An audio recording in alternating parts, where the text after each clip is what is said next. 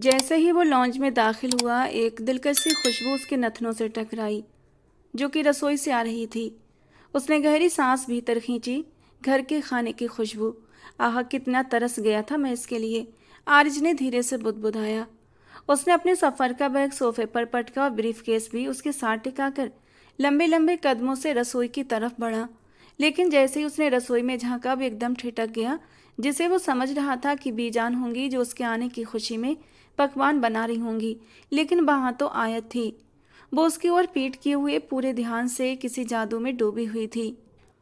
उसके लंबे गीले काले और घने बाल कमर से भी नीचे लटक रहे थे। पीछे की कमीज भीग जाने के कारण जिस्म से चिपक चुकी थी।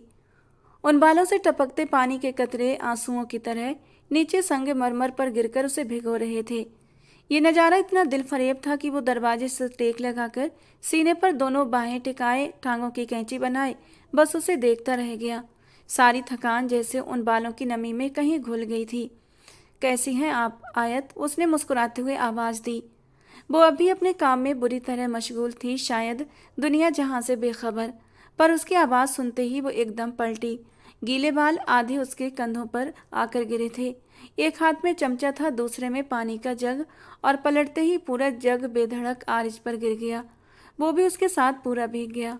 ओ खुदाया, ये मैंने क्या कर दिया? वो एकदम से घबरा गई। होश खो बैठी सी उसकी तरफ बढ़ी। आप कब आए?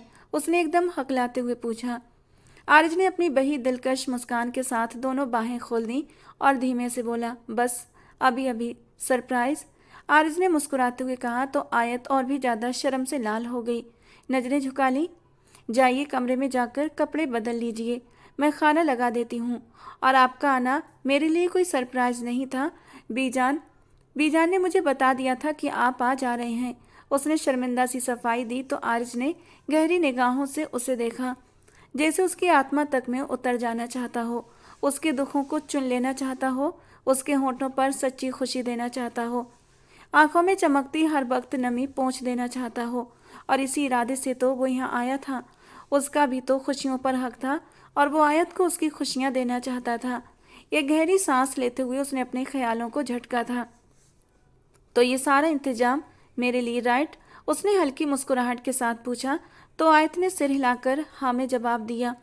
वो अब भी दुपट्टे से बेपरवाह थी। काम करते वक्त उसने अपना दुपट्टा हैंगर पर लगाया हुआ था, जो कि ठीक आरिज के पीछे लगा हुआ था, और इस वक्त बिना दुपट्टे के आरिज के सामने आना उसे बहुत मुश्किल हो रहा था। बेचैनी से आंखें इधर उधर घुमाने लगी थी, जैसे कहीं भाग जाना चाहती हो।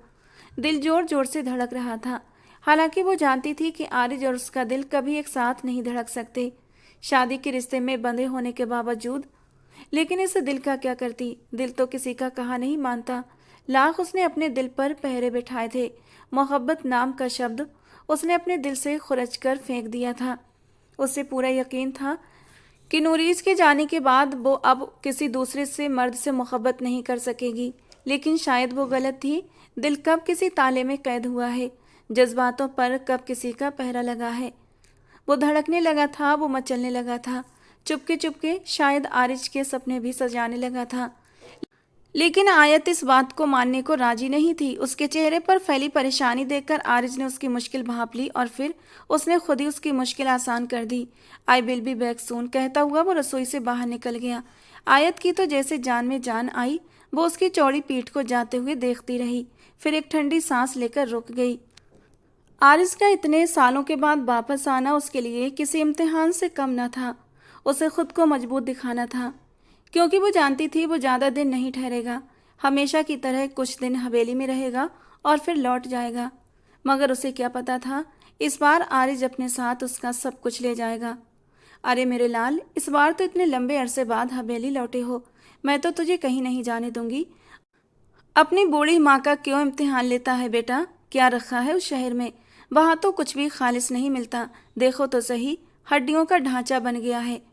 उसके भरे भरे मसल्स को भी बीजान ने हड्डियों का ढांचा बता दिया था और आरिज बस मुंह बनाकर रह गया था। बीजान का बस नहीं चल रहा था कि आरिज को अपने आंचल में संभाले, उसे अपने परों में ढक लें, उसे कहीं जाने न दें। बीजान, आप तो जानती हैं ना, मुझे गांव की हवा अब सूट नहीं करती। वैसे भी मैं शहर की ज़िंदगी में एडजस्ट हो चुका हूँ। आप फिक्र ना किया करें, मैं अब बच्चा नहीं रहा। वो शायद बीजान से ज़्यादा खाना परोसती आयत से बात कर रहा था, क्योंकि उसकी नज़रें आयत पर ही जमी हुई थीं। आयत ने तुरंत नज़रें झुका लीं। मेरे बच्चे, मेरे लिए तो हमेशा मेरा बच्चा ही रहेगा, बीजान ने मुस्कुराकर कहा। और बच्चे से याद आया, अब तू शादी कर ले बेटा, इस सुनसान हवेली में फिर से रौनक आ जाएगी। मैं तो इस बड़े से घर में अकेली भटकती रहती हूँ, अब दिल नहीं लगता मेरा। उन्होंने आयत को पूरी तरह नज़रअंदाज कर दिया और उम्मीद भरी निगाहों से आरिज की तरफ देखा। आयत के गले से निवाला नीचे नहीं उतर रहा था। उसने पानी का गिलास उठाया और एक ही सांस में खाली कर दिया। दिल में एक अजीब सी हलचल मच गई। आरिज आरिज मगर बेफिक्र इत्मीनान से खाना खा रहा था। एक नज़र आयत के चेहरे पर डाली, फिर बीजान से बोला, बीजान, बस अक्षय का थीसिस अप्रूव हो जाए और उसका एमफिल पूरा हो जाए तो शादी की तारीख भी तय कर लेंगे, मगर उससे पहले मेरी एक शर्त है। आरिज ने बीजान की आंखों में गहराई से देखा तो बीजान के साथ साथ आयत की सांसें भी थम गई थीं। प्लीज मुझसे अपना नाम मत छीनना आरिज, उसने दिल में बेताबी से दुआ की थी और उस पर खुद ही खुद आमीन भी कहा था। मगर उससे पहले ही आरिज वो जुमला बोल चुका था जिसने बीजान के चेहरे पर नापसंदगी की छाया फैला दी और आयत का दिल जैसे मुट्ठी में सिमट गया। उसकी भूख पूरी तरह से मर चुकी थी। हाथ में पकड़ा निवाला उसने प्लेट में रख दिया। बीजान, मैं आयत को आज़ाद करना चाहता हूँ, उसे तलाक देकर। उसका भी हक है ज़िंदगी पर, ज़िंदगी की खुशियों पर। मैं इसके लिए कोई अच्छा सा लड़का ढूंढना चाहता हूँ जिसके साथ ये सच में खुश रह सके, वरना मैं शादी नहीं करूँगा। आरिज की बात सुनकर बीजान जैसे आपे से बाहर हो गई। पागल हो गया है तू, इसे अब कौन अपनाएगा? पहले ही ये नूरीज की बेबा थी, तभी तो तेरे साथ इसका निकाह किया था ताकि घर की इज्जत घर में रहे। मैं इसे कहीं नहीं जाने दूंगी। जब तक मैं जिंदा हूँ इस हवेली और आयत की जिंदगी के फैसले सिर्फ मैं करूंगी। बीजान ने अपने सीने पर हाथ मारा और आरिज को चेतावनी दी, मगर आरिज की रगों में भी विलायत खान का खून था। ठीक है, फिर मुझसे शादी का मशवरा क्यों दिया आपने? उसने ठंडे शब्दों में कहा। आयत मेरे निकाह में है, चाहे ये निकाह कैसे भी हालात में हुआ हो, ये मेरी बीवी है और अब मैं इसे बीवी बनाकर ही रखूंगा। बीजान, मुझे क्या ज़रूरत है शादी करने की? आरिज ने लापरवाही से कंधे उचकाए। इतनी बड़ी बात, इतना सादा लहजा कि आयत को एकदम से झटका लगा। वो खांसते हुई वहां से उठ गई और आंखों से बेख्तियार आंसू बह निकले। उसकी जिंदगी किसी मजाक से कम नहीं लग रही थी। बचपन में माँ का साया सिर से उठ गया तो वो अपनी दादी के रहमो करम पर पलने लगी। दादी के जाने के बाद फिर अकेली हुई। आकाशा और फरहान अभी छोटे थे और वो सबसे बड़ी बेटी। वो दोनों पढ़ाई में लग गए और आयत घर संभालने में। आयत और नूरीज का रिश्ता बचपन से ही तय था और उनके दिलों ने भी एक दूसरे को अपनाया हुआ था। नूरीज विलायत अली खान का सबसे बड़ा बेटा था और आरिज उसका छोटा भाई, 7 साल छोटा। जब नूरीज और आयत की शादी हुई आरिज सिर्फ 17 साल का था। उसे उसे शुरू से ही पढ़ाई का बहुत शौक था। गांव में अच्छी तालीम न होने के कारण वो शहर में पढ़ता था। विलायत अली खान के देहांत के बाद नूरीज ने उनकी जगह ले ली। जमीनों और जागीर के सारे काम वही संभालता था। नूरीज की संगत में आते ही आयत जैसे मुकम्मल हो गई थी, जो बरसों से मोहब्बत और तवज्जो के लिए तरसी हुई थी। नूरीज की दीवानी मोहब्बत ने उसे फिर से किसी गुलाब की कली की तरह खिला दिया था, मगर उनकी मोहब्बत की उम्र बहुत छोटी निकली। एक दिन अचानक किसी ने नूरीज को गोली मार दी और वो आयत को हमेशा के लिए तन्हा कर गया। यूं उनका 5 साल का मिलन हमेशा के लिए जुदाई में बदल गया। आयत बिल्कुल पागल हो चुकी थी। बोझिल आंखें, बिखरे बाल और खाली निगाहों से हवेली की गलियारों में भटकती रहती थी। उसके भाई बहन अपनी अपनी जिंदगी में बुरी तरह बिजी थे। कोई अच्छे स्कूलों में पढ़ रहा था, कोई कॉलेज में, मगर आयत तो बिल्कुल तहे-दामा रह गई थी, एकदम खाली, जैसे जिंदगी का मकसद ही खो चुकी हो। बीजान, जो आयत की चाची भी थीं और अब उसकी सास भी, हमेशा से इस घर की हुक्मरान रही थीं और इस हवेली में उनका लिया फैसला आखिरी फैसला माना जाता था। उन्होंने आयत को इस घर में रखने के लिए एक ऐसा फैसला किया जिसने सबको हिला दिया। आयत का निकाह छोटे आरिज से कर दिया गया। आरिज जो उस वक्त सिर्फ 22 साल का था और आयत से पूरे 4 साल छोटा। आयत ने विरोध किया, आरिज ने भी हिचकिचाहट दिखाई, मगर बीजान ने किसी की एक न सुनी। मैं उसे कहीं बाहर नहीं जाने दूंगी, उन्होंने जोर से कहा था। वो अब मेरे नूरीज की निशानी है और वहीं रहेगी जहां उसका ठिकाना था, इस घर में। आर्य भी कम उम्र था और बीजान की जरा सी धमकी पर कांप गया। वो चुपचाप निकाह के लिए राजी हो गया, जबकि उसके दिल में अब भी उलझन थी और आयत की आंखों में बस खामोश आंसू। और फिर निकाहनामे पर दस्तखत कर दिए गए। बीजान ने आरिज को वापस शहर भेज दिया और सख्त शब्दों में कहा था, आयत सिर्फ तुम्हारे नाम की बीबी बनकर रहेगी। कभी भी इस रिश्ते को आगे बढ़ाने के बारे में मत सोचना। ये नूरीज की बेबा है, नूरीज की बेबा ही रहेगी। मैं बिल्कुल भी गवारा नहीं करूंगी कि मेरी हवेली की इज्जत किसी दूसरे मर्द की बिस्तर तक पहुंचे, और इसीलिए मैंने इसका निकाह तुम्हारे साथ करवा दिया ताकि ये इसी हवेली में कैद रहे। ये सिर्फ एक नाम का रिश्ता रहेगा, इसलिए इसे अपनी ज़िंदगी पर हावी मत करना। अपनी पढ़ाई पर ध्यान दो, उसके बाद तुम्हारी शादी मैं धूमधाम से करवाऊंगी। आयत को भी इस बात से कोई ऐतराज नहीं था, क्योंकि उसके दिल में तो हमेशा से नूरीज ही बसा था। वो तो उसके नाम पर सारी उम्र बेबा रहना भी मंजूर कर लेती, मगर उसे अपने हक के लिए बोलना कभी नहीं आया था। आरिज और आयत के बीच हमेशा एक दोस्ती जैसा रिश्ता रहा। वो कभी कभार ही शहर से हवेली आता, 3-4 दिन ठहरता और फिर वापस चला जाता। लेकिन इस बार वो बहुत लंबे अरसे के बाद लौटा था और पहले से कहीं ज़्यादा खूबसूरत, मैच्योर और मजबूत लग रहा था। उसका एमफिल पूरा हो चुका था और वो अपनी ही यूनिवर्सिटी की फेलो अक्षा में दिलचस्पी रखता था। बीजान को अपने बेटे की पसंद पर कोई ऐतराज नहीं था, क्योंकि पूरे खानदान में आरिज जैसा होनहार और जहीन लड़का किसी को टक्कर देने वाला नहीं था। आयत जो उसके निकाह में थी, कभी उसे एक शौहर की नज़र से देख ही नहीं सकी थी, क्योंकि उनके बीच का जो उम्र का फासला था उसे वो नज़रअंदाज नहीं कर सकती थी। आरिज उसके लिए आसमान पर चमकने वाला वो सितारा था जो उसकी पहुंच से बहुत दूर था। मगर आज जब आरिज ने कहा कि मैं आयत को बीवी बनाकर रखूंगा, चाहे उसने ये बीजान से अपनी बात मनवाने के लिए ही कहा हो, लेकिन आयत का दिल जोर से धड़क उठा था, जैसे कोई पुरानी दीवार अचानक हिल गई हो। वो डाइनिंग टेबल से उठी और अपने कमरे में भाग गई, दरवाज़ा जोर से बंद किया और उसी के सहारे फर्श पर बैठ गई थी। काश नूरीज तुम मुझे भी अपने साथ ले जाते, आज मेरा यूं मजाक तो न बन रहा होता सबकी नज़रों में। उसकी आवाज़ कांप रही थी। बीजान तो मुझे बस घर की नौकरानी समझती हैं, उनके नज़दीक मेरे जज्बात, मेरे एहसासात की कोई भी अहमियत नहीं है।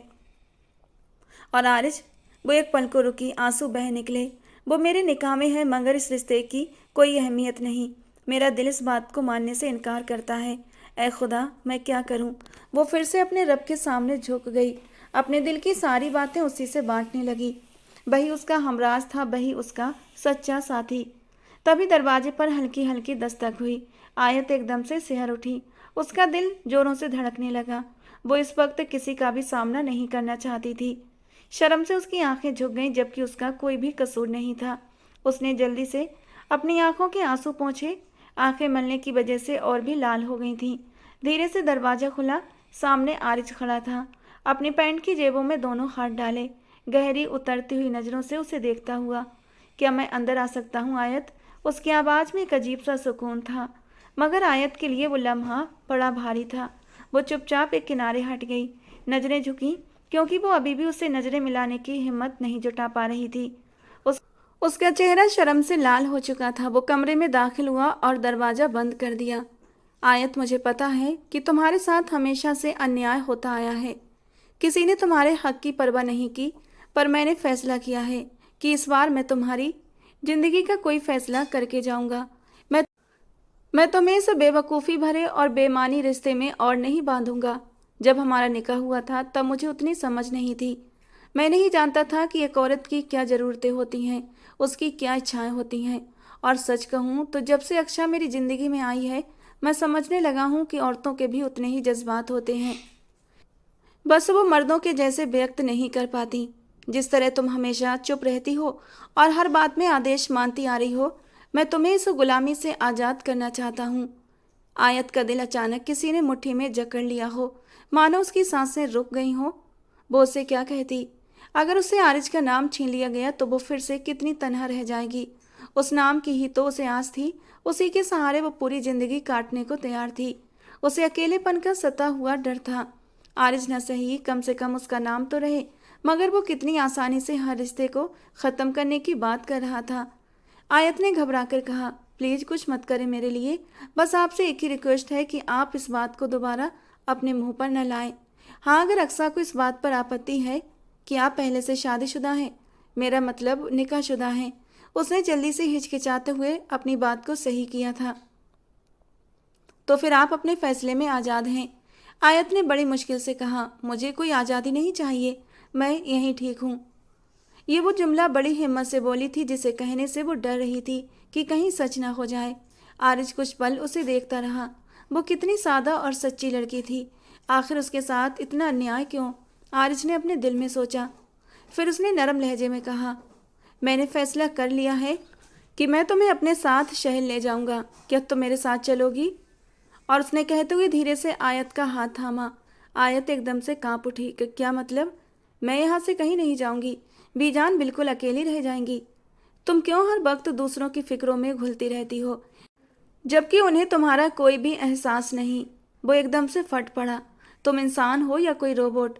क्या तुम्हारे अंदर दिल नहीं? क्या कोई जज्बात नहीं तुम्हारे अंदर? आयत ने घायल निगाहों से उसे देखा। वो उसे क्या बताती कि कब से अपने इन तेज और उग्र जज्बातों को अपने भीतर उसने दबा कर रखा है। उन्हें बाहर आने की इजाज़त नहीं थी, वरना बहुत बड़ी तबाही मच जाती। आप अपना सामान पैक करें, हम कल ही शहर जा रहे हैं। बीजान से मैं खुद बात कर लूँगा। आपको मेरी बात माननी पड़ेगी, क्योंकि मैं आपका सरपरस्त हूँ, आपका पति हूँ। और पत्नी को केवल पति की बात माननी चाहिए, अपनी सास की नहीं। वो दो टूक लहजे में बोला और आयत को भीतर तक झकझोर गया। क्या उसे एहसास हो गया कि वो उसका पति है? उसके दिल में एक शख्स उभरा, मगर वो उसे शब्दों में नहीं ला सकी। आरिज उसकी कोई भी बात सुने बिना चला गया था और आयत चौंकती हुई रह गई थी। वो सोचती रही, ये लड़का आखिर मुझसे क्या चाहता है? मुझसे अपना नाम छीनकर मुझे कौन सी खुशी देना चाहता है? वो बेबसी से सोच कर रह गई।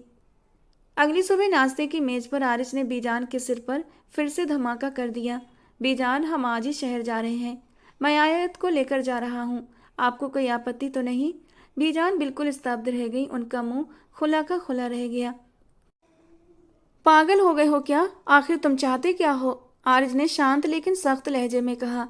मैं बस से ये चाहता हूँ कि आयत का भी जिंदगी पर हक है। उसे भी खुश रहने का उतना ही हक है जितना कि हम सबको। अगर मैं अपनी जिंदगी में आगे बढ़ना चाहता हूँ तो उसे अकेला नहीं छोड़ सकता। आपके रहमो करम पर। बीजान का गुस्सा फूट पड़ा। क्यों मुझ बूढ़ी जान पर जुल्म करते हो? मैं बिल्कुल अकेली रह जाऊंगी अगर ये चली गई तो। और उससे तुम खुद पूछ लो, ये घर बसाना ही नहीं चाहती। ये तो नूरीज के नाम पर ही सारी जिंदगी बैठना चाहती है। ये तो मैं हूँ जिसने उस पर एहसान किया और अपने दूसरे बेटे के साथ इसका निकाह कर दिया, वरना कौन माँ ऐसा करती है भला? हमारी नेकियां हमारे ही गले पड़ गईं। उन्होंने अपना सीना पीट लिया था। बीजान किसी भी हालत में आयत को यहाँ से भेजने पर राजी नहीं थी। आयत को जैसे ही होश आया उसने कुछ बोलने के लिए अपना मुंह खोला। आप तो बिल्कुल शांत रहिए, मैं आपसे तब सलाह लूंगा जब इसकी ज़रूरत होगी। आरिज ने एकदम गंभीर होकर चेतावनी दी तो आयत बिल्कुल चुपचाप उसे देखती रही। न जाने ये कब इतना बड़ा हो गया, अब तो मुझसे भी बड़ा लगने लगा है, उसने दिल में सोचा और अपनी नजरें झुका लीं। खुद को बीजान और आरिज के फैसले सुनने के लिए तैयार करने लगी। बीजान, अभी आयत की उम्र ही क्या है? मुझसे 4 साल बड़ी हैं, मगर इसका ये मतलब नहीं कि वो बूढ़ी हो गई है। मैं 26 साल का हूँ और ये 30 साल की। 30 साल की उम्र में तो आजकल ज़्यादातर लड़कियों की शादियाँ होती हैं। पहाड़ जैसी जिंदगी ये अकेले कैसे बिताएंगी भला? आरिज ने गहरी सांस लेकर कहा। आयत में किसी चीज़ की कोई कमी नहीं है। आपने उसे क्यों एहसासहीनता में रखा कि उसे कोई भी नहीं अपनाएगा? आयत बस खुली आंखों से उसे देखती रह गई। आरिज शहर जाकर कौन सी खुराक खाने लगा था कि यूं पटर पटर बेजान के सामने बोलने लगा? क्या शिक्षा ये सिखाती है कि बड़ों के सामने बहस करो? बीजान ने पहला ताना उसकी पढ़ाई पर मारते हुए कहा। बीजान, शिक्षा हमें ये सिखाती है कि किसी का हक न मारो और किसी के हक के लिए अपने बड़े लोगों के सामने अगर तुम्हें खड़ा होना पड़े तो खड़े हो जाओ। ये कोई पाप नहीं है, बल्कि किसी के हक की अनदेखी करना पाप है और उसका हिसाब अगले जहां में जाकर जरूर होगा। अच्छा, तो अब तुम मुझे ऊपर भेजने पर तुले हो? बीजान ने तीखे अंदाज में कहा। आरिज ने सिर पकड़ते हुए कहा। बीजान, मैं सिर्फ आयत को इस बोझ से आज़ाद करना चाहता हूँ और अपने साथ ले जाना चाहता हूँ। ये मेरे निकाह में है, मेरी महरम है और मुझ पर कोई गुनाह नहीं कि मैं इसे अपने साथ ले जाऊं। अगर आज़ाद करना है तो कर दो, ले, लेकिन इसे अपने साथ ले जाकर क्या करोगे? कहीं तुम इसके साथ अपने रिश्ते की शुरुआत। और उनकी बात का मतलब समझकर आयत का दिल जोर से धड़क उठा था। उसका जी चाहा कि यह मंजर से गायब हो जाए। उसकी ही जात के फैसले हो रहे थे और वही कुछ बोल नहीं सकती थी। जबकि बीजान की बात सुनकर आरिज ने भी एक गहरा सांस लिया था। बीजान, जो आपसे वादा किया था उस वादे की खिलाफी नहीं करूंगा। निकाह के इतने सालों के बाद भी आयत वैसी की वैसी है जैसे मुझसे निकाह से पहले थी, और ना ही अब आगे मैं इसके साथ इस रिश्ते की शुरुआत करना चाहता हूँ। आरिश कुछ पल उन्हें देखता रहा, फिर गंभीर लहजे में बोला, लेकिन मैं आयत की जिंदगी में खुशियों के रंग भरना चाहता हूँ। उसके लिए कोई फैसला लेना चाहता हूँ। आखिर वो भी एक खुशहाल जिंदगी डिजर्व करती है, जिसमें उसका हमसफर उसके साथ हो, जिससे वो अपने दिल की बात कह सके, अपने दिन भर की थकान उसके साथ बांट सके। और आयत के लिए कोई भी फैसला करने के लिए इस हवेली की बासी हवा से उसे छुटकारा पाना जरूरी है, वरना वो कुछ भी सोच नहीं पाएगी। ये कहते हुए वो आयत से मुखातिब हुआ, आयत, आपने अपना सामान पैक कर लिया ना? हम 11 बजे यहाँ से निकलेंगे। तब तक जो भी तैयारी करनी है जल्दी से कर लो। ये कहते हुए वो उठकर खड़ा हुआ और आयत और बीजान का मुंह हैरत से खुला का खुला रह गया। और अब बीजान गुस्से से आयत की ओर घूमी थी। यकीनन तुमने ही इसे कोई पाठ पढ़ाया होगा कि तुम यहाँ सारा दिन काम करती हो, मेरी सेवाएं करती हो। बीजान आयत पर भड़कने लगी तो वो और भी अधिक रुहासी हो गई। बीजान, मैंने कुछ भी नहीं कहा, कसम ले ले। मैं तो आपको छोड़कर कहीं नहीं जाना चाहती, आयत ने घबराते हुए कहा। तो फिर कह दो उससे कि तुम कहीं नहीं जा रही, इसी हवेली की बासी हवा में रहना चाहती हो, बाहर की हवा नहीं खानी चाहती। बीजान ने आरिज वाली बात पर तंज कसते हुए आदेश दिया और उठकर खड़ी हुई। आयत ने सिर अपने दोनों हाथों में थाम लिया। न जाने अब उसकी जिंदगी किस राह पर जाने वाली थी। उसने एक बार फिर आरिज को समझाने की सोची और उसके कमरे में चली आई। दस्तक दी तो अंदर से आवाज आई, आ जाओ। लेकिन आने वाली आयत थी। ये देखकर आरिज हड़बड़ाया था, क्योंकि वो अपनी शर्ट उतारकर अब बेल्ट निकाल रहा था। उसका नहाने का इरादा था। आयत की नज़र भी एक बार के लिए उसकी मस्कुलर बॉडी पर टिक गई थी और अगले ही पल उसने अपनी नज़रें झुका ली। आरिज ने जल्दी से बेड पर पड़ी शर्ट उठाकर पहन ली और फिर उसके बटन लगाते हुए बोला, जो बात करना चाहती हो इजी होकर कर सकती हो। आओ बैठो, वहाँ क्यों रुक गई? जबकि वो छोटे छोटे कदमों से बेड के कोने पर आकर टिक गई थी। यकीनन यही कहने आई हो ना मुझे कि तुम मेरे साथ शहर नहीं जा रही? वो उसके सामने सोफे पर बैठते हुए बोला। आरिज, समझने की कोशिश करो। मैं बचपन से लेकर अब तक यहीं पर पली बड़ी हूँ। मुझे बीजान के अलावा कहीं रहने की आदत नहीं है, और वो नहीं रह पाएंगी मेरे बिना अकेली। उनकी छोटी छोटी बातों का मुझे ही ध्यान रखना पड़ता है। तुम शहर जाओ, अपनी ज़िंदगी शुरू करो, मुझे तुमसे कोई शिकवा नहीं है। आंखों में आती नमी को पीछे धकेलते हुए वो बहुत हिम्मत से बोली थी, मगर वो सुनने के मूड में नहीं था। मैंने शब्बों से कह दिया है, और शब्बों को बीजान की हर बात के बारे में पता है कि कब उन्हें दवाई देनी है, कब उन्हें कौन सी डांट देनी है, वो सब संभाल लेगी। आरिज ने नौकरानी का नाम लिया था। तुम अपना सामान पैक करो, बल्कि ऐसा करो, चलो मेरे साथ।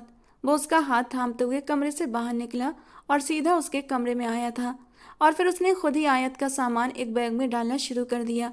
ये देखकर आयत को मजबूरन खुद ही अपना सामान पैक करना पड़ा। कुछ ही घंटे के बाद वो शहर जाने के लिए बिल्कुल तैयार थे। नौकरानी उसका बैग बाहर तक ले आई थी, जिसे आरिज ने गाड़ी में रख दिया था। फिर उसको अपने साथ चलने का इशारा किया। आयत न चाहते हुए भी एक बड़ी सी चादर में खुद को छुपाए बीजान की खूंखार निगाहों से बचते हुए आरिज के पीछे खड़ी हो गई थी। बीजान, प्लीज इस तरह मत देखिए और हमें अलविदा कहिए। मैं जल्द ही लौटूंगा, वादा करता हूँ। वो बीजान के गले लगते हुए उन्हें चूमते हुए बोला। और रही बात हवेली के सूना होने की, तो बहुत सारे नौकर इस हवेली में मौजूद हैं। आपका समय अच्छा बीतेगा। ये कहते हुए उसने आयत का हाथ थामा और हवेली से बाहर निकल गया। उसे गाड़ी में बिठाया और खुद फ्रंट सीट पर बैठ गया। आयत अभी भी किसी ट्रांस की हालत में थी। उसे यकीन नहीं आ रहा था कि वो हवेली से बाहर भी जा सकती है, और वो भी शहर। उसे याद नहीं था कि आखिरी बार शहर कब गई थी। शायद ये शहर जाने की पहली बार था, या शायद कभी बचपन में गई होगी, मगर उसे याद नहीं था। आरिज उसकी तरफ देखते हुए मुस्कुराने लगा और फिर धीरे से कहा, मैं आपको ज़िंदगी की हर वो खुशी दूंगा जिस पर आपका हक है। मुझे ये बात बहुत देर से समझ आई, मगर शुक्र है कि अब समझ आ गई है। ये कहते ही उसने गाड़ी गेट से बाहर निकाली और सड़क पर दौड़ना शुरू कर दिया। जब गाड़ी शहर में दाखिल हुई तो आयत की आंखें खुली की खुली रह गईं। एकदम से चारों ओर बहुत सारा शोर सा महसूस हुआ, जबकि हवेली में तो वो चिड़िया और कौवे की आवाज़ें ही सुनती थी। वो अपने कामों में मस्त रहती, पक्षियों से बातें करती थी, पौधों को पानी देती या कभी टीवी के सामने बैठ जाती थी जब बहुत ज़्यादा बोरियत का शिकार होती। मगर यहाँ आने के बाद तो जैसे सब लोग भाग रहे थे। न जाने सबको किस चीज़ की जल्दी थी कि सब भागते ही जा रहे थे। आरिज उसके हाव भाव देखकर मुस्कुराया था।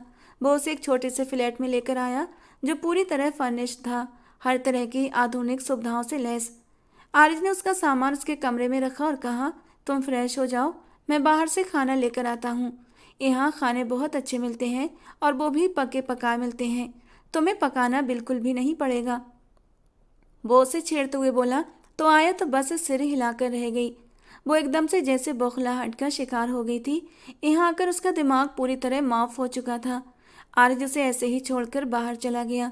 कमरा हवेली वाले कमरे की तुलना में काफ़ी छोटा था, मगर उसमें हर तरह के आधुनिक सामान रखे हुए थे। यूं लग रहा था जैसे आरिज ने शहर से उसे यहाँ लाने का पूरा प्लान बनाकर ही हवेली में कदम रखा था। उसने वार्डरोब खोली तो नए ब्रांडेड कपड़े हैंगर में लटके हुए थे। उसने एक सादा सा जोड़ा हैंगर से निकाला और फ्रेश होने के लिए वॉशरूम में चली गई। जब वो उसे पहनकर निकली तो वो बिल्कुल फिट आया था उसे, जैसे उसी के साज के अनुसार सिलाई किया गया हो। एकदम से उसके चेहरे पर हल्की सी लालिमा फैल गई। कच्चे सेब के रंग के इस खूबसूरत ड्रेस में उसका रूप खूब दमक रहा था। उसने पहली बार आईने में खुद को ध्यान से देखा। आरिज की बातें उसके दिमाग में घूमने लगीं। बीजान, आयत की अभी उम्र ही क्या है, आपने तो उसे बूढ़ा बनाकर रखा है। और वास्तव में वो बिल्कुल सही था। उसे देखकर कोई अंदाजा नहीं लगा सकता था कि वो किसी की विधवा रह चुकी है और किसी और के निकाह में है।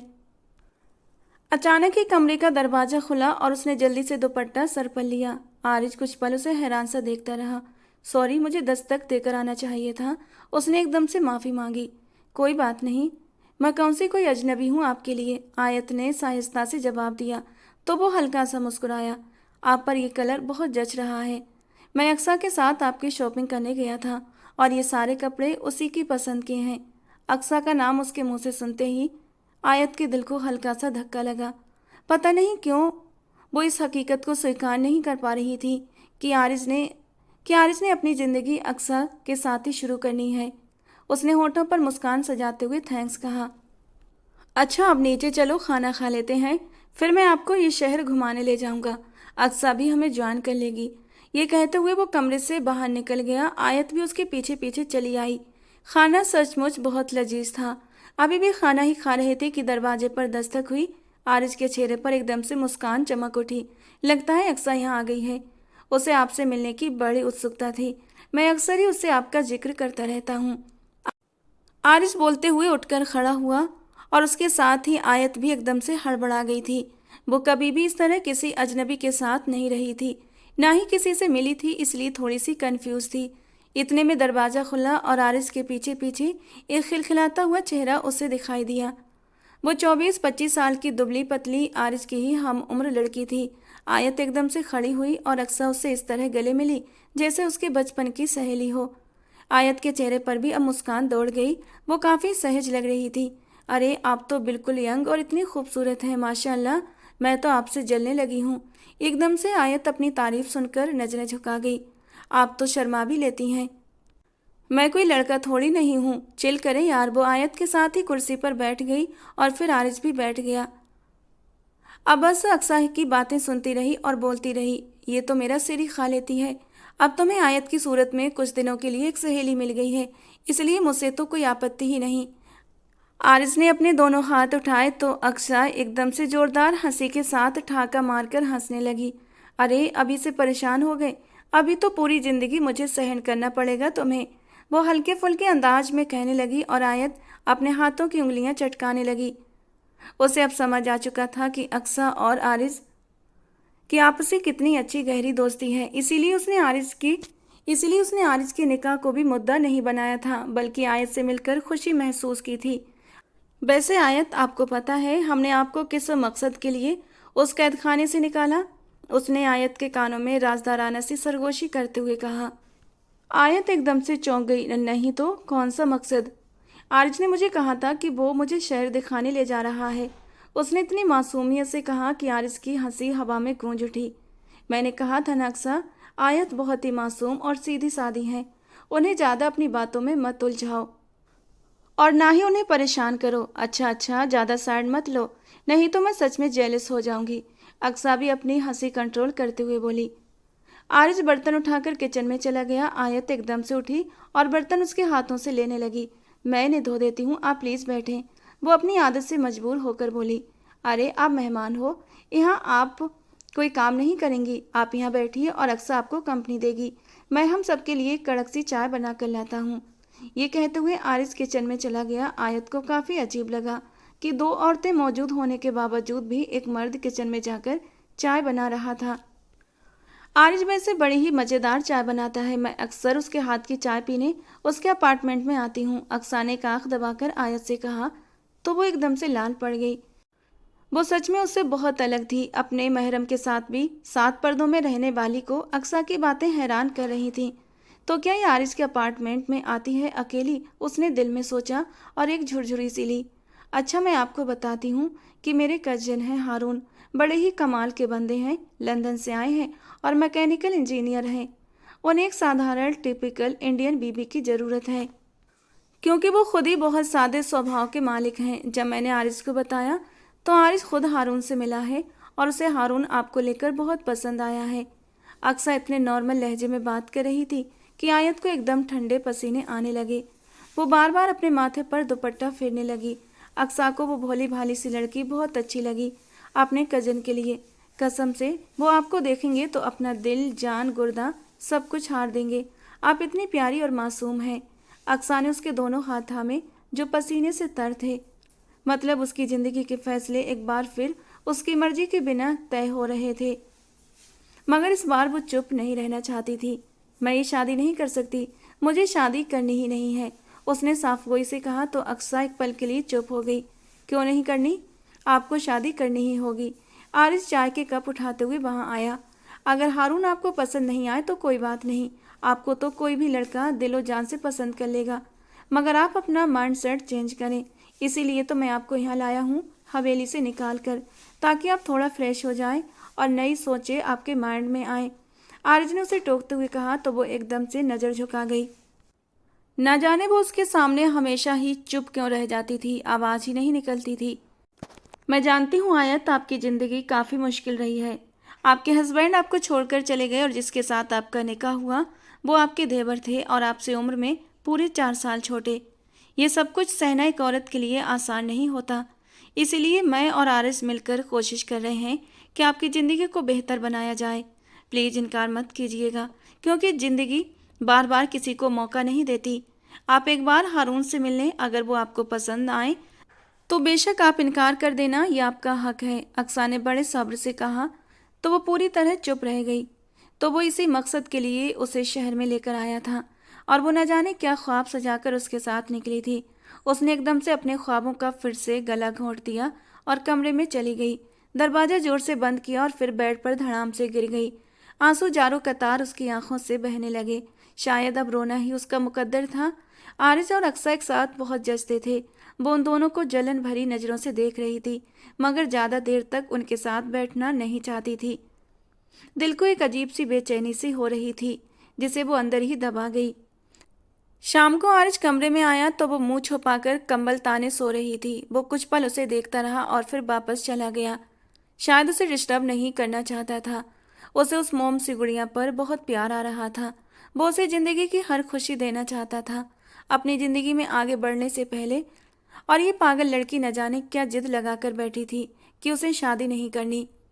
वो चाय का कप साइड टेबल पर रखकर कमरे से बाहर चला गया कि उसके जाते ही आयत ने पट से अपनी आंखें खोल दी। चाय का कप भाप उड़ा रहा था और उसकी ज़िंदगी के बीते महीने और साल उसके धुएं में गुम होने लगे थे। वो सच में नहीं जानती थी कि वो आरिज के लिए क्या महसूस कर रही है। वो उसके बारे में कुछ भी ऐसा वैसा सोचना भी गुनाह समझती थी और अपने आप को 100 बार शर्मिंदा करती। वो पिछले 4 साल से उसके निकाह में थी और निकाह तो एक ऐसा रिश्ता होता है जिसमें बंधने के बाद दिल खुद ब खुद अपने पति की ओर झुकने लगता है। और वही मोहब्बत होती है जो अल्लाह दिलों में डालता है और इसे कोई निकाल नहीं सकता। उसे लगता था कि नूरीज के बाद वो कभी किसी से प्यार नहीं कर पाएगी, मगर अब उसे इस बात में शक था, क्योंकि शायद कहीं दूर उसके दिल की सरजमीन में उसके लिए कोई जज्बा फूट रहा था। और बीज से जब कोपल निकलती है तो वो जमीन का सीना चीर कर भी बाहर आती है। और आयत उसी पल से डर रही थी। शायद उसे आरिज की बात मानकर शादी कर लेनी चाहिए, इससे पहले कि ये दिल बगावत पर उतर आए। अगले दिन शाम को अक्सा हारून को लेकर वहां आई। शायद उसे बड़ी जल्दी थी आयत की शादी करवाने की। हारून 35 साल का एक डिसेंट सा आदमी था। वो तो कमरे से ही बाहर नहीं निकल रही थी। अक्सा ने ही बड़ी मुश्किल से उसे तैयार किया, हल्का फुल्का सा मेकअप किया और उसे लिए लॉन्च में चली आई थी, जहां आकर वो नजरें झुकाकर बैठी रही और हारून उसे अंदर तक उतरती नजरों से देखता रहा। उसके साथ हल्का फुल्का बोलने की कोशिश भी करता रहा, उसके बारे में जानना चाहता था। आपकी हॉबीज क्या हैं? हारून ने ही बात की शुरुआत की और वो घबराई नजरों से हारून को देखने लगी और फिर जल्दी से नजरें झुका लीं। वो उसे क्या बताती कि वो घरदारी में माहिर है, बागबानी उसका शौक है, चिड़ियों और पक्षियों से अपने दिल की बातें करना उसकी हॉबीज है। मगर वो खामोश रही। न जाने ये शहरी बाबू इस पेंडू का मजाक ही न बना दें। आरिश की आंखें टेनिस बॉल की तरह कभी हारून के इजहारों और जांचती नजरों का पीछा करती, तो कभी आयत की शर्मीली मुस्कान और उसके सुर्खी भरे गालों पर ठहर जाती। उसके दिल में एक एहसास उभरने लगा, काश वो हारून को आयत से ना मिलवाता। वो कितनी असहज महसूस कर रही थी, आरिज अच्छी तरह महसूस कर सकता था। आयत को असहज पाकर वो भी बेचैनी महसूस करने लगा था, मगर ये फैसला तो उसी ने किया था। अब उसे इस फैसले पर कायम रहना था। आखिर आयत का भी जिंदगी पर हक था। वो कब तक उसे खुद से बांध कर रखता, जबकि वो खुद अक्सा के साथ एक नई जिंदगी की शुरुआत करना चाहता था। मगर न जाने क्यों हारून का आयत की ओर देखना उसे बेचैनी और जलन में अंदर ही अंदर बुरी तरह सुलगा रहा था। और वो अपने इस जज्बे पर बुरी तरह हैरान भी हो रहा था, मगर खामोश रहा। हारून ने अक्सा से कुछ फुसफुसाया। अक्सा आयत की ओर देखकर मुस्कुराई और उसके कान में कुछ बड़बड़ाई। शायद वो अपने कजिन का संदेश उसे पहुंचा रही थी। आरिज के दिल में कुछ जलन उठी। अचानक आयत ने बेचैनी से आरिज की आंखों में देखा और फिर उठकर बाहर निकल गई। उसके पीछे हारून भी चला गया। अच्छा, तो ये बात है कि वो उसे अकेले में मिलना चाहता है। आरिज एकदम से जैसे अंगारों पर लोटपोट होने लगा। अक्सा उसकी ओर बढ़ी, शरारती सी मुस्कान होठों पर सजाए। आरिज, मेरा ख्याल है कि इन दोनों को प्राइवेसी की जरूरत है। आरिज के धैर्य का बंधन अब जैसे टूटने की कगार पर था। क्या मतलब है? तुम जानती हो ना अक्सा कि आयत ऐसी नहीं है, वो घबरा जाएगी। वो तो मेरे साथ भी कभी अकेले नहीं बैठी। वो एकदम से उठकर खड़ा हुआ तो अक्सा हैरान होकर उसकी ओर बढ़ी। डोंट एक्ट लाइक किड, वो अडल्ट हैं यार, उन्हें कुछ बात करनी होगी। तुम क्यों इतना रिएक्ट कर रहे हो? क्या मेरे साथ तुम कभी अकेले नहीं हुए? नहीं, मेरा मतलब है हमारी बात और है यार। आयत ने आज तक किसी गैर मर्द से यूं बात नहीं की। उसने जैसे एक दलील गढ़ी थी, तो बात करेगी तभी कोई गैर अपना बनेगा ना। और मुझे एक बात और भी कहना है तुमसे आरिज, कि तुम प्लीज आयत को इस बंधन से आज़ाद करो, ताकि वो अपनी इद्दत पूरी करे और किसी दूसरे मर्द को अपनी जिंदगी में शामिल करे। अक्सा उसकी आंखों में देखते हुए कहती वहां से चली गई, जबकि आरिज एकदम से उलझन में पड़ गया। आखिर मैं चाहता क्या हूँ? उन्हें बाहर गए हुए पूरे 15 मिनट हो गए थे। आरिज ने यह समय कैसे बिताया ये वही जानता था। वो अपनी ही स्थिति समझने से कासिर था। जब वो वापस आया तो आयत के चेहरे पर हवाइयां सी उड़ी हुई थीं और हारून मुस्कुरा रहा था। हारून जाते जाते ग्रीन सिग्नल दे गया था। उसे आयत सच में बहुत पसंद आई थी। उसे ऐसी ही पत्नी और जीवन साथी की जरूरत थी जो गैर मर्दों के सामने नजर झुकाकर बैठे और खुद को 7 पर्दों में कैद करके रखे, सिर्फ और सिर्फ अपने शौहर के लिए। और ऐसी लड़कियां आजकल कहाँ मिलती थीं भला? आरिज हारून को बाहर तक छोड़ने आया। मुझे आयत बहुत पसंद आई है। आप प्लीज जल्द से जल्द अपने घर वालों से बात करें, ताकि हम ऑफिशियली रिश्ता मांगने के लिए आ सकें। मुझे वापस लंदन जाना है और मैं चाहता हूँ कि मैं आयत को भी अपने साथ लेकर जाऊं। और आरिस एकदम से जलजलों की जद में आ गया था। क्या तुम उसे भी लंदन लेकर जाओगे? उसने एक बचकाना सा सवाल किया था तो हारून हंसने लगा। जाहिर है, जहां आयत का पति होगा वहीं आयत होगी ना। और ये बात आरिज को तमाचे की तरह लगी थी। जहाँ पति हो वहीं पत्नी को रहना चाहिए ना। उसने जैसे खुद से सवाल किया, मगर जवाब कहीं ना था। वो क्या, परेशान मत हो, और वैसे भी अभी क्या जल्दी है। अभी आयत को थोड़ा और समय चाहिए सोचने का, क्योंकि वो इस रिश्ते के लिए दिल से तैयार नहीं है। मैंने ही उन्हें फोर्स किया है। वो हारून को तसल्ली दे रहा था, या शायद खुद को दिलासा। हारून चला गया और आरिज एकदम से बेचैन होकर वापस पलटा। अंदर अक्सा आयत के कान में कोई सरगोशी कर रही थी, जिससे कि आयत का चेहरा एकदम से लाल हो रहा था। आरिज ने पहली बार उस चेहरे को गौर से देखा था। पहले तो वो केवल उसे अपनी भाभी की हैसियत से जानता था और वही रिस्पेक्ट देता था, मगर आज पहली बार वो उसे एक पति की नज़र से देख रहा था, और उसका दिल जैसे किसी ने मुट्ठी में जोर से निचोड़ दिया हो और दर्द पूरे शरीर में फैल गया हो। तो क्या आयत मुझसे बहुत दूर चली जाएगी? मगर मैंने उसे करीब आने ही कब दिया। उसने अपने ही सवाल का जवाब दिया और सोफे पर बैठ गया। आयत बहुत ज़्यादा बेचैन हो रही थी। वो भागकर कमरे में जाना चाहती थी। आयत, आपको कोई भी ज़बरदस्ती या मजबूरी नहीं है। अगर आपको हारून पसंद नहीं तो आप इनकार कर सकती हैं। आप मुझे खुलकर बता सकती हैं, मैं आपका दोस्त भी तो हूँ। आरिज ने उसे प्यार से बुलाया तो वो एकदम से शिकवा भरी नज़रों से आरिज को देखने लगी। न जाने उसकी आंखों में इतना शिकवा क्यों था, उसके लिए वो समझने में असमर्थ था। उसे तो खुश होना चाहिए था, मगर वो और भी ज़्यादा बेचैन हो गई थी। आखिर क्यों? अरे क्यों नहीं आएगा पसंद हारून आयत को? हारून जैसे मर्द किस्मत से मिलते हैं। आरिज ने गुस्से और हल्के दुख के मिश्रित लहजे में कहा, तुम्हें पता है ना अक्सा कि अभी उनके दिल में कोई नहीं है, और इसीलिए हारून के लिए अपने दिल में जगह बनाना उनके लिए कोई ज़्यादा मुश्किल नहीं होगा। बस बस वो अभी इसे स्वीकार नहीं करना चाहती, मगर कोई बात नहीं, स्वीकार कर लेंगी। हारून जल्दी शादी करना चाहता है, मगर इसके लिए तुम्हें जल्दी ही आयत को तलाक देना होगा। मैं वकील से कल ही पेपर बनवाती हूँ। अक्सा ने उसके सिर पर जैसे बम फोड़ा, और आयत भी एकदम से हतप्रत डरती हुई नज़रों से उसे देखने लगी। मैं अभी बिल्कुल भी तैयार नहीं हूँ, प्लीज़ मुझे सोचने के लिए समय दें। उसने हल्का सा विरोध किया। आप जितना समय लेना चाहें ले लो। अगर उसे इतनी जल्दी है तो वो वापस चला जाए। आरिज एकदम से क्रोध में आ गया था। उसे खुद भी समझ नहीं आ पा रहा था कि आखिर उसे गुस्सा किस बात पर आ रहा है। ये शादी है, कोई मजाक थोड़ी है।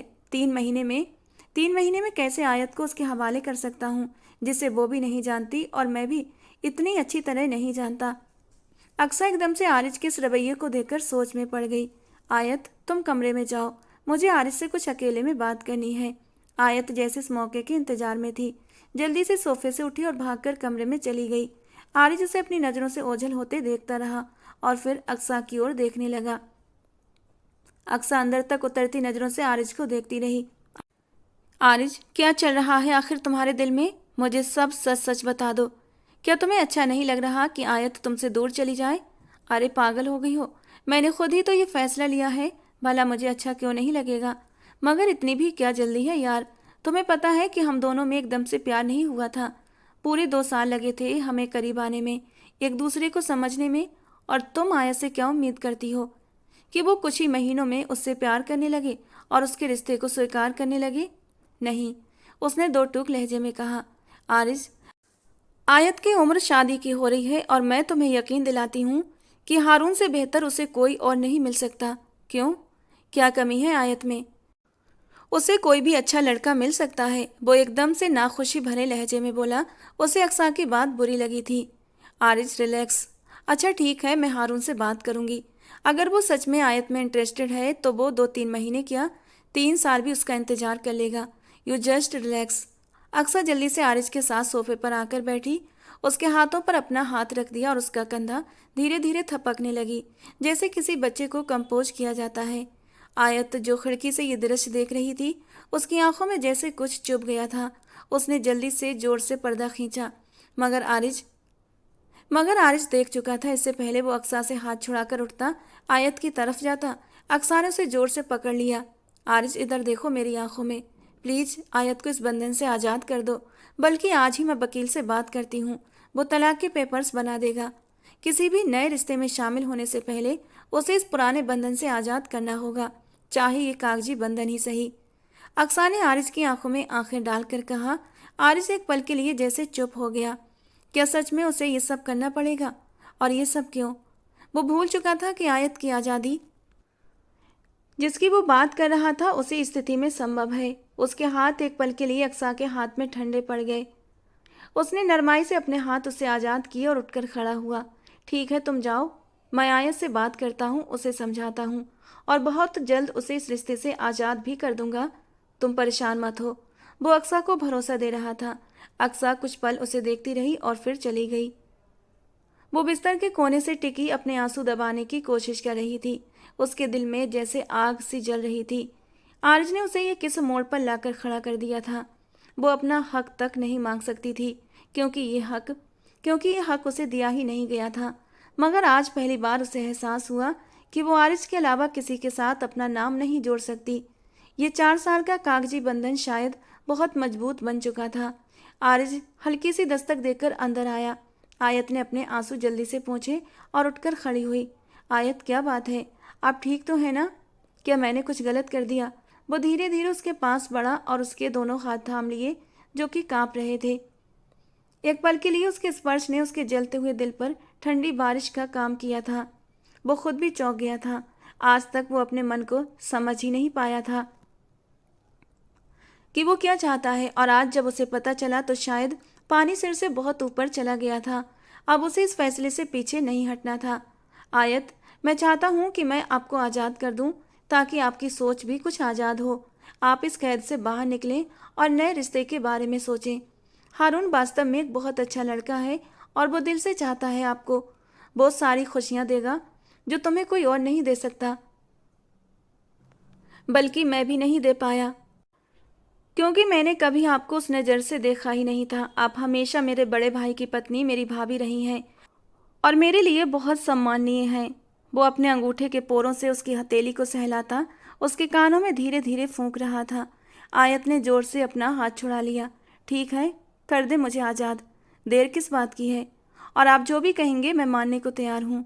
आयत उसकी आंखों में आंखें डालकर बोली, मुझे इस रिश्ते पर कोई आपत्ति नहीं। आप चाहें तो कल ही मेरा निकाह उनसे करा दें।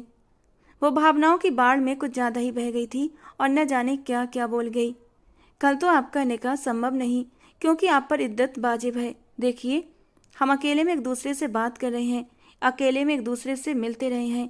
चाहे मैंने आपको पति होने का हक नहीं दिया, फिर भी तलाक के बाद आप इद्दत में रहेंगी। आयत एक पल के लिए उसे धक्का देकर पीछे हटी। वो खुद भी समझ नहीं पा रही थी कि वो इतने गुस्से में क्यों आ गई थी। आरिज अपना संतुलन नहीं रख पाया और पीछे बेड पर गिरता। इसके साथ ही उसने आयत का हाथ भी जोर से खींचा था। उसका हाथ आयत के हाथ में ही था और उसे भी वो अपने ऊपर गिरा गया। वे दोनों बिल्कुल एक दूसरे के ऊपर गिरे थे। आयत के होंठ आरिज के होंठों से टकराए तो उसे ऐसा लगा जैसे ये स्पर्श पाने के बाद वो कभी उससे दूर नहीं हो पाएगी। मगर इससे पहले कि वो उसके ऊपर से उठती, आरिज ने जोर से अपना हाथ उसकी कमर पर रखकर उसे अपने और भी करीब खींचा था, क्योंकि वो जान गया था कि अब वो क्या चाहता है। ये बात वो इतनी देर से क्यों समझा था। वो उसका पति था, उस पर पूरा हक रखता था और वे दोनों एक ही कमरे में बिल्कुल अकेले थे। वो इस मौके को कैसे गवा सकता था भला। उसने आयत के कांपते हुए होठों को अपने दहकते होठों से गर्माहट दी और फिर वो अपनी ही धारा में बहता चला गया। अपने ऊपर से तकिए पर पलटता हुआ जब उसके गले से दुपट्टा हटाया तो आंखों में जज्बात का तेज तूफान था, जो सब कुछ बहाकर अपने साथ ले जाना चाहता था। आयत के होंठ धीरे से कांप उठे थे, लेकिन आरिज ने उसके होंठों पर उंगली रखकर उसे खामोश करा दिया। जब से मैंने आपको आज़ाद करने के बारे में सोचा है, मेरा दिल बेसुकून है आयत, कहीं भी चैन नहीं है। लेकिन आज जब आप मेरे इतना करीब आई तो दिल को एक सुकून मिला है और मैं इस सुकून में बह जाना चाहता हूँ। प्लीज़ मुझे मत रोकना। उसके होंठों से उंगली उठाता वो बारी बारी उसकी दोनों आंखों पर अपने होंठ रख गया था और अब सीधा होता अपनी शर्ट के बटन खोल रहा था। आयत कुछ भी न बोल पाई। उसका दिल भी तो ये सुकून चाहता था, लेकिन उसने अपने जज्बातों को सीने में दबा कर रखा था और अब जब ये पल किस्मत ने उसकी ज़िंदगी में लिखे थे तो वो इन पलों को खोना नहीं चाहती थी। अपनी शर्ट दूर उछालता हुआ उसके ऊपर झुका तो आयत ने अपनी आंखें बंद कर लीं। वो बड़ी ही शिद्दत से उसे हर चीज़ से आज़ाद करता चला गया। वो बहुत खूबसूरत थी। आरिज ने कभी ध्यान ही नहीं दिया था, लेकिन आज जब उसकी खूबसूरती खुली किताब की तरह उसके सामने थी तो वो अपने होंठ का कोना कुचल कर रह गया था। दूधिया मक्खन वजूद जिसमें हल्की गुलाबियाँ घुली हुई थीं, नरम दूधिया गोल धड़कनें जिन्हें देखकर आरिज का दिल बुरी तरह धड़क उठा था। वो बेताब होता उसकी नरम सी धड़कनों पर झुककर अपने जज्बातों को सुकून देने लगा। आयत की प्रतिरोध भी दम तोड़ चुकी थी और वो हर बात को भुलाकर पूरी तरह से खुद को उसके हवाले कर चुकी थी। उसके आंसू और आरिज के आंसू एक दूसरे में मिल गए थे। वो उस पर अपनी सारी तीव्रताएं, सारी मोहब्बत लुटाता चला गया। उसकी मदहोश सिसकियों को अपने होठों में दबाता चला गया। बाहर रात और गहरी होती रही और वे दोनों अपनी जिंदगी में रोशनी बिखेरने लगे। खुद को सुकून देने के बाद आरिज उसे खुद से लगाए वहीं उसके बेड पर सो गया था और वो भी हर बात को भुलाए उसके सीने से लगी बेखबर सो चुकी थी। सुबह जब उसकी आंख खुली तो विचारों के कई भयानक दरवाजे भी खुल गए थे। उसने अपने बराबर में देखा, आरिज नहीं था। वो एक झटके से उठकर बैठी थी। उसकी हालत कल रात होने वाले अनर्थ की गवाही दे रही थी। उफ, ये मुझसे क्या हो गया। ओ गॉड, मैंने कितनी जिंदगियां बर्बाद कर दी सिर्फ अपने जज्बातों में बहकर। अब वो कैसे सामना करेगी आरिज का और अक्सा का। अक्सा का ख्याल आते ही उसने अपने बाल दोनों मुट्ठियों में जकड़ लिए। इतने में आरिज कमरे में दाखिल हुआ। इस बार वो बिना दस्तक के आया था। जबकि रात की गई आरिज की बेबाक हरकतें याद करते वो शर्म से लाल हुई थी। उसने जल्दी से कंबल ऊपर तक खींच लिया। उसकी हरकत पर हल्के से मुस्कुराता हुआ वो आगे बढ़ा। वो जानती थी कि वो उसके पास बैठ चुका है। जबकि आरिज ने धीरे से उसके सिर से कंबल हटाया तो आयत ने अपने दोनों हाथ अपने चेहरे पर रख लिए और आरिज इस हरकत पर दिलो जान से फिदा होने लगा। अगर मुझे पता होता कि मेरा दिल क्या चाहता है तो शायद मैं अपनी और आपकी ज़िंदगी इतनी मुश्किल कभी ना बनाता। मगर अब भी कुछ नहीं बिगड़ा। कम से कम हमें खुद से तो सच बोलना चाहिए। उसने नरमी से उसके दोनों हाथ उसके चेहरे से अलग किए। आयत एकदम से लाल हो गई। मुझे माफ़ कर दें आरिज, मैंने आपकी ज़िंदगी ख़राब कर दी। वो एकदम से ही रोने लगी। अरे मेरी जान, तुमने तो मेरी ज़िंदगी बना दी है। तुमने मुझे एहसास दिला दिया है कि तुम मेरे लिए कितनी अहम हो। वो एकदम से उसके पास आया और उसे अपने सीने में छिपा लिया और वो उसके सीने से लगी फूट फूट कर रोने लगी। अक्सा बहुत नाराज़ होगी, हम उसे क्या जवाब देंगे। वो अपने आंसू और नाक उसकी शर्ट से पोंछते हुए बोली, जिसे भी जवाब देना होगा मैं खुद दे दूंगा। तुम उसके बारे में ज़्यादा परेशान मत हो। मुझे ज़िंदगी में पहली बार एहसास हुआ है कि जो स्थान तुम्हारा मेरे दिल में है वो किसी और औरत का नहीं हो सकता। अक्सा और मैं कई सालों से एक साथ हैं। मुझे लगा कि शायद मेरी उसके साथ इतनी अच्छी अंडरस्टैंडिंग है। वो मेरी बहुत अच्छी दोस्त है, मेरे मिजाज को बहुत अच्छे से जानती है, तो उसके साथ मेरी ज़िंदगी अच्छी गुजरेगी। और मैं उसी चीज़ को प्यार समझ बैठा। मगर प्यार तो वो था जो मैं अब अपने दिल में महसूस कर रहा हूँ, वो भी सिर्फ तुम्हारे लिए। जब से हारून तुम्हें देखने आया है मैं एक पल के लिए भी चैन से सो नहीं सका। ये मोहब्बत भी कितनी छुपी रुस्तम होती है ना, हम पर तब खुलती है जब हम इसे स्वीकार करने से इनकार कर देते हैं। मगर खुदा का शुक्र है कि उसने मुझे तुम्हारे जैसी जीवन साथी दी, जिसने कभी अपने पति से अपना हक तक नहीं मांगा और जो लाखों करोड़ों में एक है। वो उसे अपने सीने से लगाते हुए उस पर फिर से प्यार की बारिश कर रहा था और वो उसकी इस मोहब्बत और इजहार पर बिल्कुल खामोश रह गई थी। शायद अब वो खुद गर्ज बन चुकी थी। वो उसके दोनों हाथ थामे उसकी आंखों में देख रहा था। अक्सा, प्लीज़ समझने की कोशिश करो यार। मुझे खुद भी नहीं पता था कि मैं आयत से इतना प्यार करता हूँ। मैंने तुम्हें बहुत धोखा दिया है, तुम्हारा बहुत नुकसान किया और शायद पूरी ज़िंदगी तुम्हारा अपराधी बनकर जीऊँगा। मगर मुझे तुम्हारा गुनहगार बनकर जीना आयत को खोने से ज़्यादा आसान लगता है। और वो उसकी आंखों में आंखें डालकर सच्चाई से बोला तो वो होंठ भींचकर उससे देखती रह गई। उसकी आंखों से आंसू बह निकले। वो आरिज की आंखों में आयत के लिए वो प्यार बहुत पहले ही देख चुकी थी, जो शायद ना आरिज ने देखा और ना ही आयत ने। मोहब्बत में धोखा मिलना कोई बड़ी बात नहीं होती आरिज, ये तो किसी न किसी को मिलता ही रहता है। मगर बड़ी बात होती है उस सच्चाई को स्वीकार करना। पर तुम फिक्र मत करो, मैं आयत की तरह किसी का रोग नहीं पालूंगी। तुमने मुझे बहुत तकलीफ दी है आरिज, मगर मैं तुम्हें कोई बद्दुआ भी नहीं दे सकती, क्योंकि पहली बार मैंने तुम्हारे चेहरे पर वो चमक देखी है जो शायद मेरी संगत तुम्हें दे न सकी। वो अपने आंसू पोंछ कर वहाँ से उठ गई। अक्सा, क्या हम अच्छे दोस्त रह सकते हैं? सोचना भी मत आरिज, क्योंकि जिनसे पहले मोहब्बत रही हो उनसे भूल कर भी दोस्ती नहीं रखनी चाहिए, वरना ज़िंदगी बहुत मुश्किल हो जाती है। तुम्हें तुम्हारी हंसती बसती ज़िंदगी मुबारक हो। वो उसकी आंखों में देखे बिना ही अपना पर्स उठाकर चली गई। मगर आरिज जानता था कि किसी को दिल से निकालना इतना आसान नहीं होता। वो सच में अक्सा के लिए बहुत दुखी था, मगर कुछ कर नहीं सकता था। बीजान, इससे मिलिए, ये है आपकी बहू आयत, आरिज खान और आपके बेटे के दिल की और इस हवेली में रहने की असल हकदार। आरिज आयत को साथ लगाकर बीजान के सामने खड़ा था और बे उसे हबन्नकों की तरह देख रही थी। अरे, तुम तो इसे किसी और की दुल्हन बनाने चले थे। हाँ, फिर इरादा कैसे बदल लिया? बीजान तंज करने से बाज नहीं आई। मैं जानता हूँ कि आप आयत के बिना नहीं रह सकती और अपने बेटे को भी खुश देखना चाहती हैं, इसीलिए मैंने आपकी ये दोनों बातें मान ली। अब तो नाराजगी छोड़ दीजिए। वो उनके सीने से लगा, उन्हें मनाने लगा, जो किसी रूठे बच्चे की तरह लग रही थी। आयत भी उनके सीने से जा लगी। मुझे माफ़ कर दीजिए बीजान, अगर मैंने आपका जरा सा भी दिल दुखाया हो। आयत हमेशा की तरह दूसरों के एहसानों तले दबकर माफ़ी मांगने लगी थी। बीजान ने उसे भी अपने सीने से लगा लिया, क्योंकि सच तो ये था कि वो भी सच में आयत की आदी हो गई थी। उन्हें उसकी आदत लग गई थी। आयत 3 महीने के बाद हवेली लौटी थी और ये 3 महीने बीजान ने कैसे काटे थे ये वही जानती थी। आरिज ने बीजान के कान में हल्की सी सरगोशी की तो वो एकदम से उन दोनों को खुद से अलग करते हुए हैरान और खुश होकर उन दोनों को देखने लगी। क्या क्या सच कह रहे हो आयत? क्या ये सच है कि तुम माँ बनने वाली हो?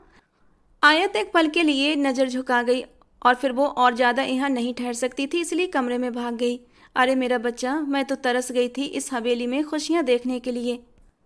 मुझे तो लगा था कि शायद आयत बांझ है, मगर तुमने आज मेरे सारे संदेह दूर कर दिए। अच्छा, तो इसीलिए आप चाहती थीं कि मेरे और आयत के बीच कोई रिश्ता न बने, क्योंकि आपको लगता था कि आयत कभी माँ नहीं बनेगी। आरिज को जैसे धक्का सा लगा। जरूर बेटा, तुम मेरे अकेले बेटे हो। मैं तुम्हारे लिए किसी भी ऐसी लड़की को नहीं चाहूँगी जो माँ न बन सके और तुम्हारी नस्ल आगे न बढ़ा सके। मगर अब मुझे कोई परेशानी नहीं है। मैं दिल से तुम दोनों के लिए खुश हूँ। मेरे बच्चे, फलो फूलो और इस हवेली में रौनक बढ़ाओ। एकदम से उनका दिल जैसे साफ हो गया था और आरिज मुस्कुराकर फिर से उनके गले लग गया। वो सच में बहुत खुश था। उसे अपना आप आज पूरा लग रहा था। कब से वो इस अधूरे अस्तित्व के साथ था, मगर आयत ने उसे पूरा कर दिया था। बीजान, आयत से अब कोई काम नहीं करवाना, बल्कि उसे पूरी तरह रेस्ट देना है। अरे, तुम मुझे कोई जालिम सास समझते हो? आयत मेरी बेटियों की तरह है, मैं उस पर क्यों जुल्म करूँगी? और जैसे वो एकदम से बुरा मान गई थी और आरिज मुस्कुराता हुआ उनसे अलग हो गया। अब उसे अपनी शर्मीली सी पत्नी के पास जाकर उसे और तंग करना था। रात को वो कमरे में गया तो आयत कमरे में टहल रही थी। उससे इंतजार करना मुश्किल हो रहा था। वो आरिज के साथ 3 महीने तक रही थी और आरिज ने उसे हर जगह दिखाया था और अब वो वहाँ से खुशखबरी लेकर लौटे थे। हालांकि इस खुशी के साथ अक्सा के बारे में उसे रंज भी था। उसे लगता था जैसे उसने अक्सा का हक मान लिया हो और वो बार बार आरिज से इस बात का जिक्र करना नहीं भूलती थी। मगर वो जानता था कि धीरे धीरे सब कुछ ठीक हो जाएगा, क्योंकि किसी की भी ज़िंदगी परफेक्ट नहीं होती। हमें कुछ पाने के लिए कुछ खोना पड़ता है, कुछ रिश्तों को तोड़ना पड़ता है, तभी नए रिश्ते बनते हैं। वो कमरे में दाखिल हुआ तो आयत एकदम से उसकी ओर पलटी। वो इस कदर उसकी आदत लगा चुकी थी कि एक पल के लिए भी उससे दूर रहना नहीं चाहती थी। आरिज ने उसे आगे बढ़कर अपने सीने से लगा लिया। तो मेरी प्रिंसेस मुझे याद कर रही थी, मगर बताएंगी नहीं, है ना? ऐसी बात नहीं है। आपने तो मुझे कमरे में कैद कर दिया, कोई काम नहीं करने दे रहे। मैं बोर हो रही हूँ। चलो फिर तुम्हारी बोरियत दूर कर देते हैं। किस चीज़ से दिल बहलेगा तुम्हारा? वैसे कुछ कुछ मूड मेरा भी बनने लगा है। वो उसकी नरम कमर में उंगलियां दबाता हुआ बोला और जब हाथ कमर से ऊपर की ओर सरके तो आयत ने उसे घूर कर देखा था। इस तरह घूर कर देखोगी तब तो सच में कच्चा ही खा जाऊंगा। वो शरारत से उसके कान में बोला तो वो झिझक कर उसमें समा गई। आरिज, आप मुझे छोड़कर तो नहीं चले जाएंगे ना? वो उसकी आंखों में देखकर बोली, जैसे उसे डर लग रहा हो कि कहीं ये खुशी भी रास ना आए उसे। तुमने मुझे कहीं और जाने के लायक छोड़ा कहाँ है? पूरा का पूरा तुम्हारा हो चुका हूँ यार, मान लो इस बात को। अब तो मैं यहीं रहकर खेती बाड़ी करूँगा और तुम नए नए पकवान बनाकर मेरे पीछे आ जाना खेतों पर। बिल्कुल मजनू बना दिया तुमने मुझे। उसकी शरारतें उफान पर थीं और आयत खिलखिलाकर हंसने लगी। उसे अपनी किस्मत पर यकीन नहीं आ रहा था। आरिज उसके लिए बिन मांगी दुआ था जिस पर स्वीकृति की मोहर लग गई थी। वे खुशियों के इस दरवाजे पर खड़े थे जो बिना दस्तक के खुलता जा रहा था। तो दोस्तों, आज की हमारी ये कहानी आपको कैसी लगी कमेंट बॉक्स में ज़रूर बताना। पसंद आई हो तो प्लीज़ लाइक करना। रोज़ एक नई और रोमांटिक कहानी के लिए हमारे चैनल को सब्सक्राइब करना। मिलते हैं दोस्तों अगली किसी नई कहानी के साथ।